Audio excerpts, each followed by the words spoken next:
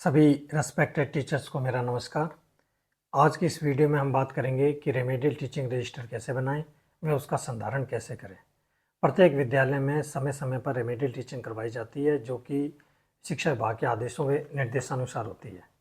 इस वीडियो में remedial teaching की importance, reasons, objectives, strategy, remedial time table, baseline assessment, formative assessment, reading period, Nipun Bharat mission के निर्देशानुसार oral reading fluency and reading comprehension, blueprint इत्यादि के बारे में बताया जा रहा है। आशा करता हूँ कि रेमेडियल टीचिंग रजिस्टर बनाने में आपको हेल्प मिलेगी। सबसे पहले आप जब उपचारात्मक शिक्षण रजिस्टर बना रहे हैं तो उपचारात्मक से संबंधित आप कुछ बातें हैं उसे आप नोट कर लें। सबसे पहले तो आप लिख लेंगे डेफिनेशन ऑफ रेमेडियल टीचिंग। इसके बाद आप लिख लेंगे ऑब्जेक्टिव ऑफ रेमेडियल टीचिंग। इसके बाद आप लिखेंगे रीजंस फॉर रेमेडियल टीचिंग। इसके बाद benefits of remedial teaching.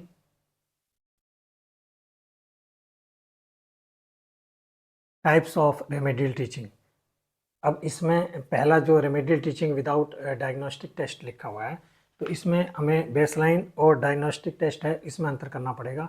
Diagnostic test होता है उसका बच्चों की शैक्षिक दृष्टि जो कमजोरियां हैं या जो अधिगम का स्तर क्या है, ये या छात्र क्या चाहता है, या हम यूँ कहें कि छात्र शिक्षक से किस तरीके से पढ़ना चाहता है जो उसे समझ आ जाए। अगर आप बच्चे से कोई क्वेश्चन करते हैं, अगर वो 10 या 15 सेकंड में आपके क्वेश्चन का आंसर दे देता है तो आप ये समझिए कि हाँ वो बेटर है। अगर उससे ज़्यादा टाइम लगाता है तो उसकी जो वीकनेस है, जो उसकी कमजोरियाँ हैं, वो हमें जाननी है। जब भी हम नया चैप्टर शुरू करते हैं तब हमें डायग्नोस्टिक टेस्ट लेना पड़ेगा, जबकि बेसलाइन एक बार ही लिया जाता है। निदानात्मक परीक्षण से शिक्षक को ये पता चल जाता है कि छात्र का माइंड लेवल कैसा है और कहाँ तक है। तो डायग्नोस्टिक टेस्ट लेना समय समय पर, जब भी आप नया चैप्टर शुरू करते हैं, समय समय पर आप वो लेते रहें। इसके बाद इंपॉर्टेंस ऑफ रेमेडियल टीचिंग आ जाता है। Process of remedial teaching, formulations of strategy for remedial teaching. इसमें रेमेडियल टीचिंग के लिए आपको एक्शन प्लान बनाना है और जो पॉइंट रखने हैं, ये आपके सामने पॉइंट रखे हुए हैं, इन पॉइंट के बेस पर आपको रेमेडियल टीचिंग करवानी है। अब जब एक्शन प्लान आप बना रहे हैं तो उसमें आपको आइडेंटिफाई करना है बच्चे की स्ट्रेंथ का, वीकनेस का, लर्निंग स्टाइल्स का, स्टडी पेस का, इसके बाद हमें रिवाइजिंग करना है लेसन प्लान। हमें जो टीचिंग करानी है वो टीचिंग मेथड जो हमारा होना चाहिए वो अकॉर्डिंग टू स्टूडेंट होना चाहिए। हम जो बच्चे को जब हम रेमेडियल क्लासेस देंगे तो उसमें teaching ads, playing methods, visual teaching, hearing ads, body activities teaching, story, song, chart, workbook, ABL kit वगैरह, इनको ये सब यूज करना है।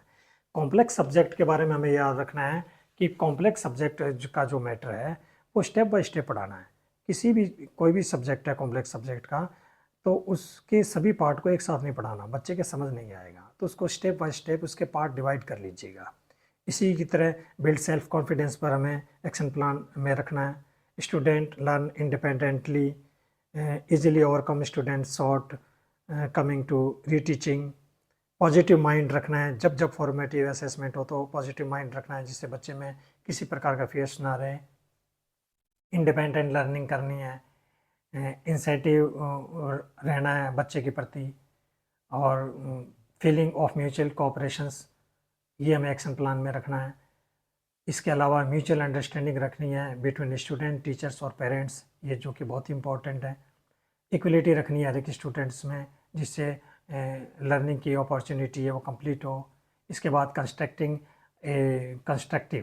रिस्पॉन्स हमें रखना है और conduct additional practice exams before assessment so that students can get enough practice. अगर आपको ये लगता है कि सैटरडे को जो हम करवाएंगे रेमेडियल टीचिंग का, जो हमारा जो उपचारात्मक जो फॉर्मेटिव असेसमेंट हमारा हर सैटरडे को होगा, उसमें अगर बच्चा अच्छा परफॉर्म नहीं कर रहा है तो उससे शनिवार से पहले पहले हम उसके कुछ प्रैक्टिस टेस्ट भी करवा सकते हैं। तो आप उस पर भी हर एक ये बच्चे तो नहीं होंगे, कुछ बच्चे होंगे, तो आप उनके 2 या 3 पेपर या 4, इससे भी अधिक जो भी आप समझो उसकी प्रैक्टिस आप करवा सकते हैं।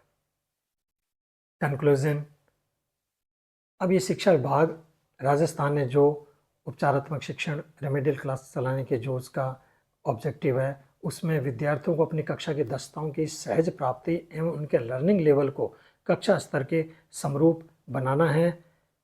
कक्षा 6 से 8 के विद्यार्थियों में साहित्यिक एवं रचनात्मक कौशल के विकास, विभिन्न साहित्यिक रचनाओं पाठों का विश्लेषण की क्षमता उत्पन्न करनी है।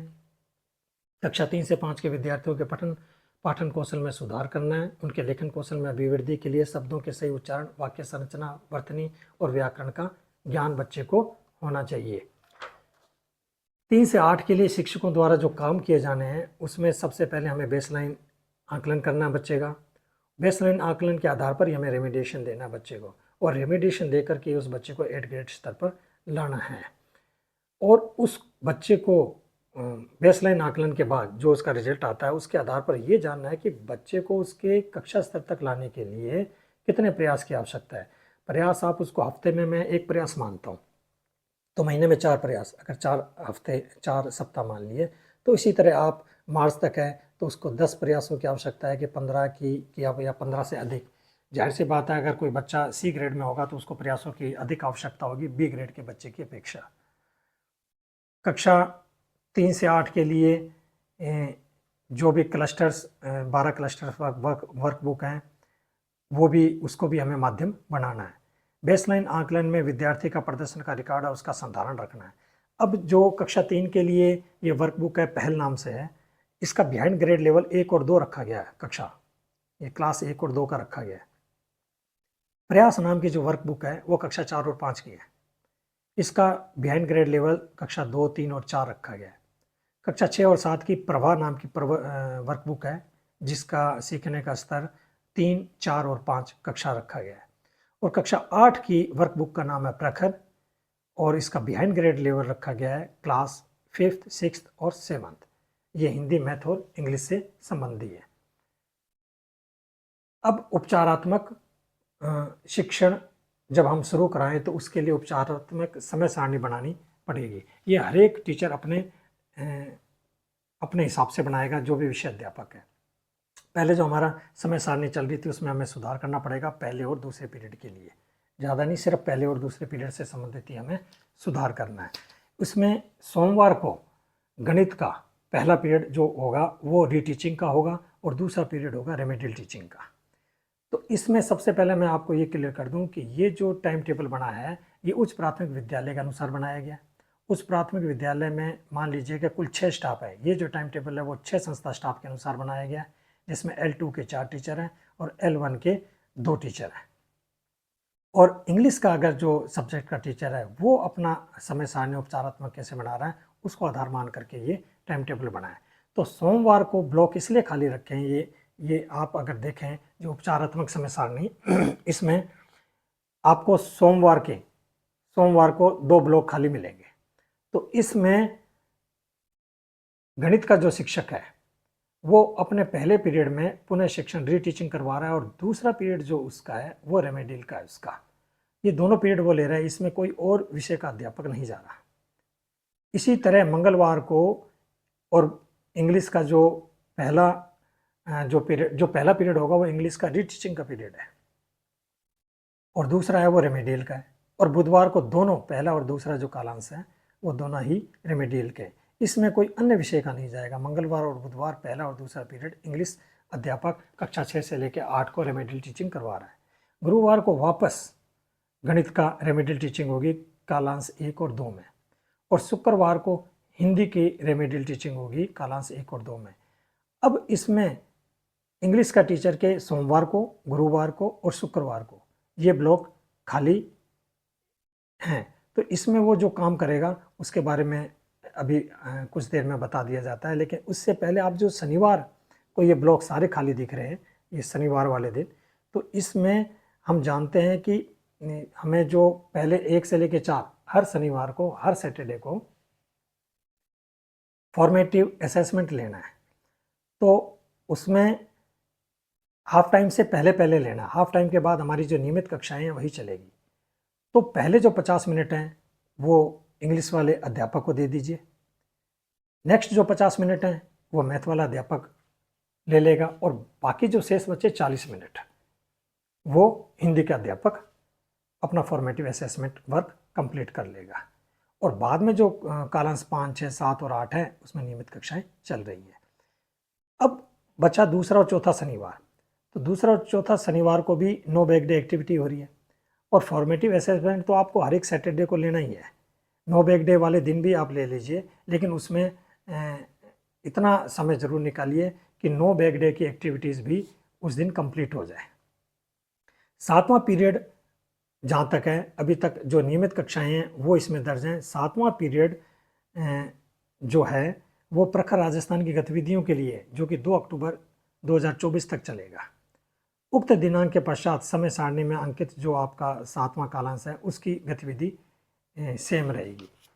अब जो कालांश खाली थे, अब इंग्लिश अध्यापक के सोमवार, गुरुवार, शुक्रवार को कालांश खाली हैं। इसी तरह जब गणित वाले और हिंदी वाले हैं उनके भी जब वो कालांश है वो भी खाली होंगे, तो उन खाली कालांशों में क्या करवाना है, उसमें उपचारात्मक शिक्षण हेतु प्रतिदिन कार्य योजना का निर्माण करना है, रचनात्मक आंकलन हेतु लिखित व मौखिक प्रश्नावली का निर्माण करना है, रचनात्मक आंकलन की जांच करना है, प्रत्येक विद्यार्थी द्वारा की गई गलतियों में सही कार्यों को नोट करना है, गलतियों में सुधार हेतु सोमवार में मंगलवार को प्रथम कालांश में रीटीचिंग करवाने हेतु कार्य योजना का निर्माण करना है, प्रत्येक विद्यार्थी के अधिगम स्तर के अनुसार रचनात्मक प्रतिक्रिया का निर्माण करना है, रीडिंग फ्लुएंसी व रीडिंग कॉम्प्रिहेंसिव को बेहतर बनाने के लिए कार्य योजना का निर्माण करना है। और अगर जैसे इस टाइम टेबल में मान लीजिए कि अगर इंग्लिश का टीचर का इंग्लिश जो टीचिंग करवा रहा है अध्यापक, अगर वो संस्था प्रधान भी है तो उसे संस्था प्रधान संबंधी कार्य भी करने हैं। इसके अतिरिक्त अगर आपके स्कूल हेड जो आपको काम करने को देते हैं इस खाली पीरियड में, जाहिर सी बात है उनके निर्देशानुसार ही आपको कार्य करना है। इसके बाद रचनात्मक आकलन है, हमारा फॉर्मेटिव असेसमेंट है जो विगत दक्षताओं पर आधारित है, और सप्ताह भर में बच्चे कितना सीख पाए हैं उसके आधार पर हमें प्रत्येक शनिवार को रचनात्मक आकलन करना है। पोर्टफोलियो का भी निर्माण करना है, बस ऑनलाइन डाटा एंट्री नहीं करनी है। रचनात्मक आकलन में विद्यार्थी प्रदर्शन रिकॉर्ड का संधारण करना है हमें, लेकिन उसको ऑनलाइन डाटा आपको नहीं करना है। पुनः शिक्षण कालांश रीटीचिंग करानी है। पहले हमारी बात टाइम टेबल में हुई थी कि फॉर्मेटिव असेसमेंट में जो बच्चा कमज़ोर है उसकी रीटीचिंग पीरियड उसी का ही चलेगा, उसको रीटीचिंग वापस पुनः करवानी है। रीडिंग पीरियड विभाग द्वारा 7वां, राजस्थान में शिक्षा विभाग द्वारा 7वां पीरियड रखा गया है, और इसमें बच्चे की रीडिंग फ्लुएंसी बेहतर हो उसके लिए निपुण भारत मिशन के दिशा निर्देशानुसार जो टारगेट रखा गया है शब्द प्रति मिनट का, वो इस प्रकार है कि पहली कक्षा के लिए 30 से 35 शब्द प्रति मिनट है, कक्षा 2 के लिए 45 से 60, कक्षा 3 से 60 से 80, कक्षा 4 से 80 से 100, और कक्षा 5 से 100 से 120 शब्द प्रति मिनट वो बच्चा अगर पढ़ लेता है, कर लेता है, तो हम मानते हैं कि हाँ उसकी रीडिंग फ्लुएंसी बेहतर है। इसी तरह कक्षा 6 से 8 का भी टारगेट है। कक्षा 6 का 120 से 140, कक्षा 7 का 140 से 160, और कक्षा 8 का 160 से 180 शब्द प्रति मिनट अगर वो बच्चा कर लेता है तो वो अपने टारगेट को अचीव कर लेता है। इसके बाद विभाग द्वारा कक्षा 1 व 2 के लिए अकादमिक प्लान तैयार करा गया है, जिसमें विभाग का ये कहना है कि कक्षा 3 तक जब बच्चा पहुंचे तब तक उसे पढ़ने लिखने और संख्या का ज्ञान कक्षा 3 के स्तर तक हो जाना चाहिए। उसको पढ़ने लिखने की समझ आनी चाहिए, उसको सक्षम बनाना, उसकी संख्याओं की पहचान आनी चाहिए बच्चे को। गिनती और बुनियादी जो गणितीय संग्रह है वो 2026-27 तक उस बच्चे को दक्ष बनाना है। इसके लिए समावेशी कक्षा वातावरण का निर्माण करना है। दैनिक जीवन से संबंधित समस्त परिस्थितियाँ, वस्तु इत्यादियों का उपयोग करते हुए बच्चे को उसकी मातृभाषा में ही शिक्षण देना है। तो ये इस तरह से आप कक्षा 1 और 2 छोटी जो कक्षाएं उनका शिक्षण करवाना है। इसमें जो प्लान है जो प्रथम 3 माह का कक्षा 1 और 2 का, इसमें प्रथम 3 माह हालांकि ये जुलाई से आप बना सकते हैं, लेकिन अगर आपको आदेश देरी से प्राप्त हुए हैं या पता देर से चला है तो आप अगस्त से भी इसको कर सकते हैं। तो आधारभूत साक्षरता और गणना की शुरुआत ये आप प्रथम सप्ताह अगर आपको लगता है कि अगस्त से आपने शुरू करना है तो आप अगस्त से इसको मान लीजिएगा। और इसमें प्रथम सप्ताह और दूसरे सप्ताह में आपको भाषा से संबंधित, भाषा और साक्षरता से संबंधित कार्य करना है। और जो तीसरा सप्ताह होगा और चौथा सप्ताह होगा उसमें प्रारंभिक गणना से संबंधित कार्य करना है। इसी तरह द्वितीय माह में जो आपने गणना की शुरुआत करी थी, अब गणना में वृद्धि करनी है। ये 1 महीने में ये टारगेट कंप्लीट हो जाना चाहिए। और उसी तरह तीसरे महीने में बच्चे में गणना में निपुणता हो जानी चाहिए, साक्षरता और गणना में उसमें निपुणता आ जानी चाहिए। कक्षा 3 से 8 के लिए जो प्रथम 3 माह की जो कार्य योजना है उसमें 12 क्लस्टर वर्क्स बुक हैं, वो विभाग द्वारा मुद्रण करवाई गई हैं, कुछ प्रोसेस में चल रही हैं और कई स्कूलों में पहुंच चुकी हैं। इस अवधि के मध्य क्या करना है, जब तक नहीं पहुंची हैं तो विद्यार्थियों का अध्ययन प्रभावित ना हो, तो ये सुनिश्चित करने के लिए विभाग ने वर्क्स बुक्स की दक्षता पर आधारित वर्कशीट है वो शाला दर्पण पर अपलोड कर दी है। तो शिक्षक अपनी कक्षा की आवश्यकता के अनुसार प्रति माह, प्रति कक्षा, प्रति विषय से अधिकतम 2 दक्षताओं का चयन कर वर्कशीट डाउनलोड और प्रिंट कर सकते हैं, सिर्फ 2, जिसका उपयोग आप शिक्षक द्वारा समय सारणी में निर्धारित उपचारात्मक शिक्षण और रीटीचिंग के लिए कर सकते हैं। उसके बाद आप रेमिडिएशंस कक्षाएं चला सकते हैं, समय सारणी के अनुसार रेमिडिएशन कक्षाएं चलानी है और वर्कशीट का उपयोग करना है। प्रत्येक शनिवार को आपको फॉर्मेटिव असेसमेंट लेना है, उनका मूल्यांकन करना है, बच्चों की जो भी कठिनाई आ रही है, जो भी दक्षताओं में आ रही है उसकी पहचान करनी है, फिर उसको रीटीचिंग क्लासेस में उसको दूर करना है। शिक्षक अपनी कक्षा के विद्यार्थियों को उनके स्तर के आधार पर पढ़ा सकेंगे, ये इस मामले में उनको फ्री हैंड दिया गया है। किस तरह पढ़ाना है, कैसे पढ़ाना है, किस तरह बच्चे में जल्दी से जल्दी दक्षता आए, ये उस टीचर पर डिपेंड करता है कि उसे क्लास में बच्चे को किस तरह टैकल करना है।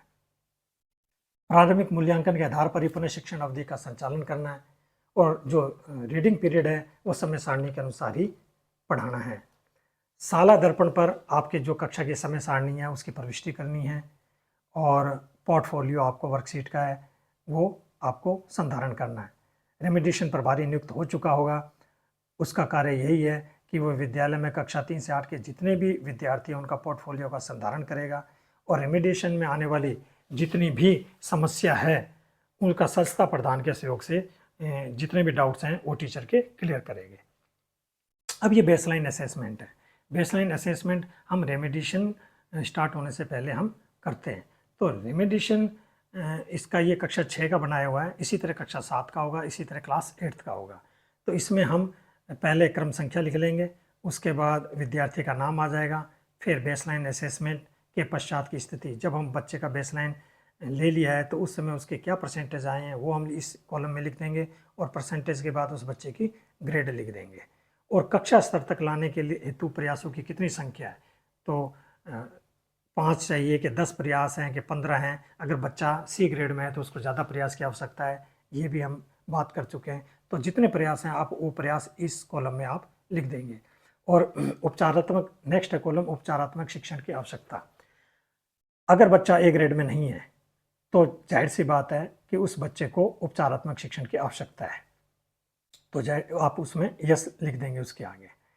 इसके बाद परसेंटेज है, अगर बच्चा 86 से 100% ला रहा है तो ग्रेड ए में आएगा, 71 से 85% ला रहा है तो ग्रेड बी में, 51 से 70% ला रहा है तो सी में, 31 से 50% ला रहा है तो डी ग्रेड में और 0 से 30 ला रहा है तो ई ग्रेड में आ जाएगा।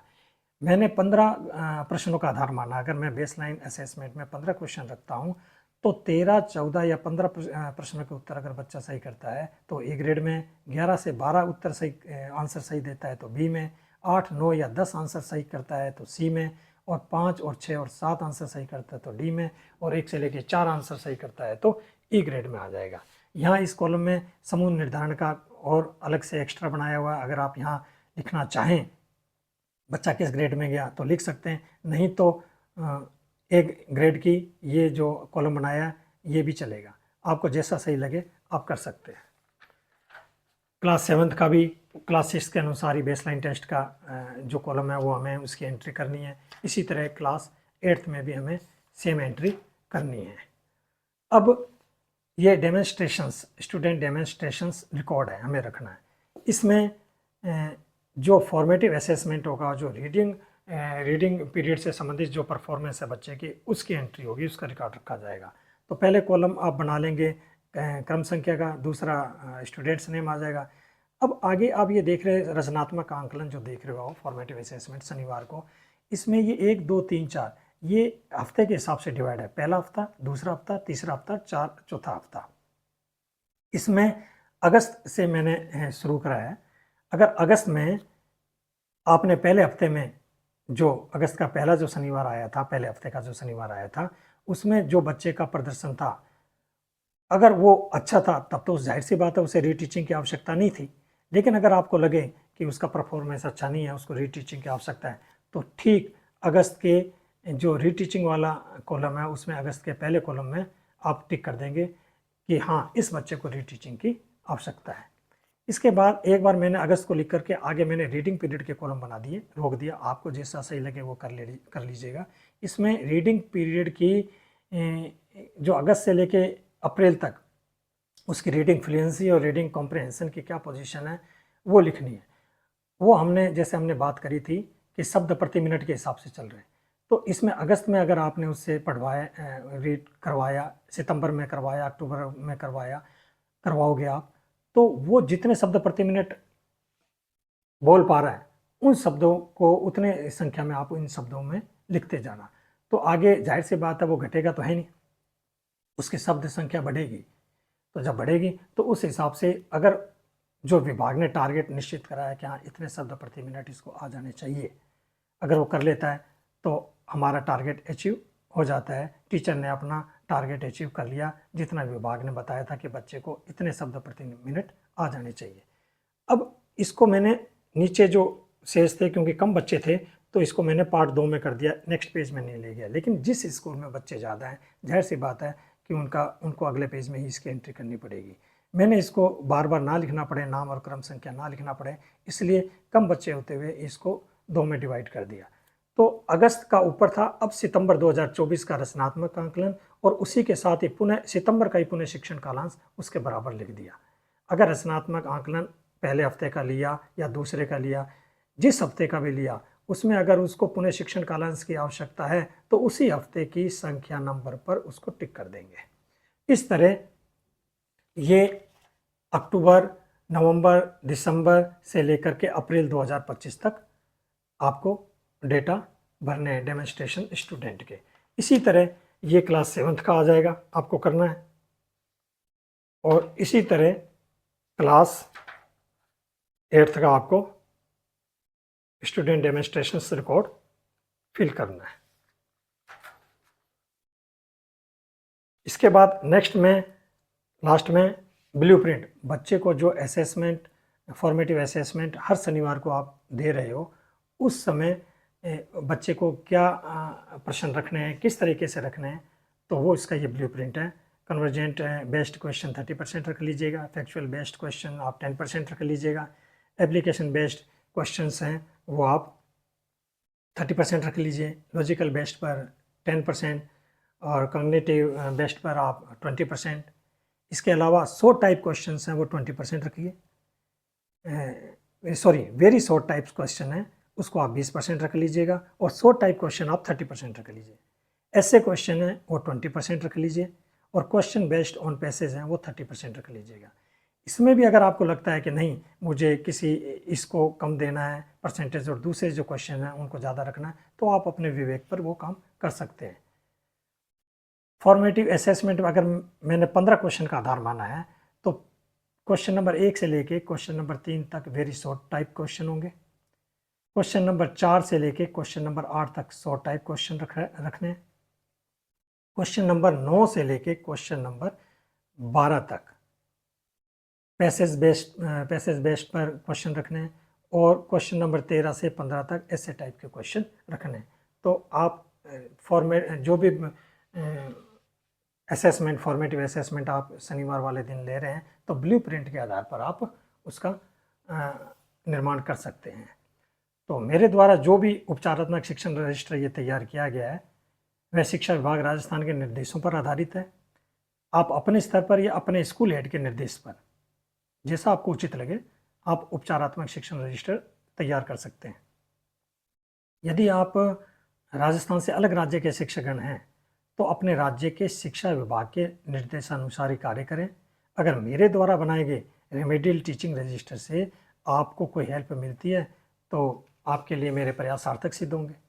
राजस्थान स्टेट के समस्त रेस्पेक्टेड टीचर्स कार्यालय निदेशक माध्यमिक शिक्षा राजस्थान बीकानेर के सत्र 2024-25 हेतु जो विस्तृत अकादमिक दिशा निर्देशों का एक ऑर्डर निकला था उसको आप रीड कर लें। अगर आपको मेरी कार्य प्रणाली में कहीं भी विरोधाभास की स्थिति लगती है तो शिक्षा विभाग राजस्थान के आदेशों व निर्देशों को ही राजस्थान स्टेट के रेस्पेक्टेड टीचर्स अंतिम रूप से सत्य माने, वे उसकी पालना सुनिश्चित करें। विभाग द्वारा समय समय पर जारी आदेशों से अपडेट होते रहें तथा आप निपुण भारत व विभागीय दिशा निर्देशों के अनुसार ही कार्य करें। मेरे द्वारा जो प्रयास किए गए हैं वो आपको रेमेडियल टीचिंग रजिस्टर बनाने में हेल्प करेंगे, ऐसी मैं आशा करता हूँ। Thanks for watching. Have a nice day.